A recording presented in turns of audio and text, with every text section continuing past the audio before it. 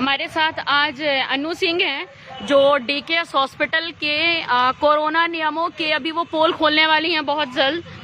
अनु, आप ये जो सैनिटाइजर बॉक्स लगा है यहाँ से आप अंदर जाइए और दिखाइए कि सैनिटाइज हो रहा है कि नहीं हो रहा है, क्योंकि एक पीड़िता से मिलने के लिए इन्होंने कोरोना के नियमों का पालन करने की बात की है।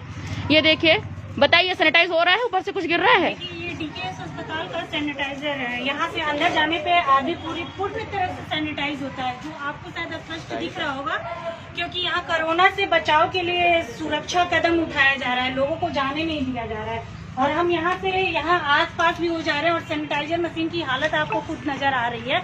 और कोरोना की व्यवस्था यहाँ डीकेएस अस्पताल के सारे कर्मचारी से लेकर सभी को ही बोलते हैं कि अस्पताल में अंदर नहीं जाने का मुख्य वजह क्या है, तो कोरोना है। कोरोना के नियम की वजह से एक पीड़ित से मिलने नहीं दिया जाता है।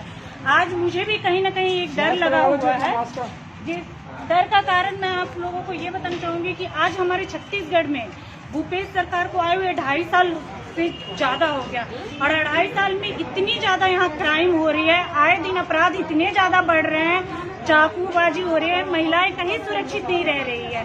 कल पूरे अपने भारतवर्ष का सबसे बड़ा त्योहार का दिन था होली के दिन एक महिला के ऊपर चाकू से वार किया जाता है, कहीं एक नन्ही सी बच्ची का रेप किया जाता है। पहले जमाने में लोग ये सोचते थे कि बेटियां क्यों जन्म ली, लोगों को दुख होता था, लेकिन आज कहीं न कहीं हमें दुख होता है कि हमने बेटियों को जन्म क्यों दिया। क्या वो रेप के लिए बनी हुई है बेटियां? आज इतनी छोटी बेटी को जो दर्द महसूस हो रहा है, क्या सरकार बताएंगे या आम जनता बताएंगी कि उनको क्या दर्द हो रहा है? क्या यहाँ पे व्यवस्था ये भी किया जा रहा है? और इसके लिए जनता सबको भी साथ देना चाहिए। उतनी छोटी सी बच्ची को जो दर्द हो रहा है, उस अस्पताल से पहले मेकाहारा भेजा गया, मेकाहारा से जिला अस्पताल गया, जिला अस्पताल से डीकेएस में आया। हम उस बच्चे से मिलने, उसके परिवार वाले से मिलने की बात कर रहे हैं, उनसे हमें मिलने नहीं दिया गया, जिसका रीजन बताया जा रहा है कि कोरोना की व्यवस्था है। कोरोना की वजह से लोगों से मिलने नहीं, सोशल डिस्टेंसिंग का पालन किया जा रहा है। क्या ये बताया जा रहा है? हम यहाँ पे कुछ आम जनता से भी ये चीज पूछना चाहेंगे कि सरकार सोशल डिस्टेंसिंग की आपको तस्वीर यहाँ पे दिखाई जा रही है, आप लोग देखिए, सोशल डिस्टेंसिंग है। क्या ये व्यवस्था है? हॉस्पिटल के अंदर की व्यवस्था है? क्या हम बताएंगे? ये लोग ना कोई मास्क लगाए हैं, न इनके ऊपर कोई कार्रवाई हो रही है, सिर्फ पीड़ित से मिलने के लिए ही हमारे ऊपर पाबंदियां हैं। आज सरकार कैसी व्यवस्था करके रखी है? इस व्यवस्था को बदलने के लिए हम आम जनता को आवाज उठानी पड़ेगी। क्या जनता में कोई भी आदमी आगे बढ़ करके बात का समर्थन कर सकता है? किसी के अंदर भी थोड़ी सी इंसानियत है कि उस नन्ही सी छोटी सी बच्ची जो अभी चलना सीखी है, उसने सही तरीके से सभी का नाम लेना नहीं जानती है, उस 3 साल की बच्ची का रेप हुआ है, क्या किसी के अंदर कोई इंसानियत है? कोई आवाज उठा सकता है उसके लिए, या सिर्फ लोग यहाँ बैठे तमाशा देख सकते हैं? जनता कुछ बोलेगी या जनता भी सरकार की तरह गूंगी बहरी है? जनता तब तक नहीं बोलती जब तक उनके घर में नहीं होता है। जो आवाम यहाँ आज बैठी हुई है ना, अगर इनमें से कि भगवान ना करे कभी ये घटना किसी के घर में दोहराई जाए, लेकिन अगर ये घटना कभी किसी के यहाँ दोहराई जाएगी तो यकीन मानिए ये सब चिल्लाएंगे इंसाफ दो, इंसाफ दो। लेकिन वो एक मजदूर की बेटी है, एक गरीब की बेटी है, इसलिए कोई आवाज नहीं उठाएगा, किसी को मतलब नहीं है। मैं यहाँ पे आम जनता से भी सवाल करना चाह रही हूँ, कोई अगर आगे बढ़ करके जवाब देना चाह रहा है तो प्लीज आप बताइए, हम आपके पास आकर के आपसे जवाब लेना चाहेंगे। क्या उस बच्ची के साथ जो कुछ हुआ वो सही था या और होनी चाहिए? कल एक महिला के ऊपर चाकूबाजी भी हुई है, शायद आप लोगों को जानकारी है या नहीं है, मुझे इसकी कोई जानकारी नहीं है, लेकिन हम लोग फील्ड से जुड़े रहते हैं तो हमें इस बात की पूरी जानकारी है। क्या हमारे छत्तीसगढ़ में किसी के अंदर इंसानियत नाम की कोई चीज नहीं है? कोई इस बात का जवाब नहीं दे सकता है कि उस छोटी सी बच्ची के साथ क्या हुआ? आप महिलाओं के अंदर भी दर्द नहीं है उस बच्ची के लिए? आप महिलाएं भी आवाज नहीं उठा सकते हो उस बच्ची के लिए कि हाँ, उसके साथ जिसने भी ये दरिंदगी की है, गंदगी की है, क्यों किया? आखिर उसके अंदर ऐसी क्या तलब थी? उस माँ बाप को अपनी जगह रख के जरा सोचिए कि उस माँ बाप के ऊपर क्या बीता होगा।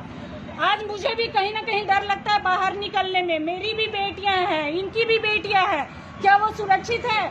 हम घर में भी सुरक्षित नहीं है। आप महिलाओं में से भी कोई, मुझे नहीं लगता कि आज के डेट में कोई सुरक्षित है, क्योंकि आप लोगों में से कोई आवाज नहीं उठा रही है। और आज हमारी सुरक्षा के लिए किरणमयी नायक जी हैं, कहने के लिए हैं वो, लेकिन वाकई नहीं है। यहाँ न प्रशासन है, न सरकार है, कोई कोई भी कुछ नहीं है।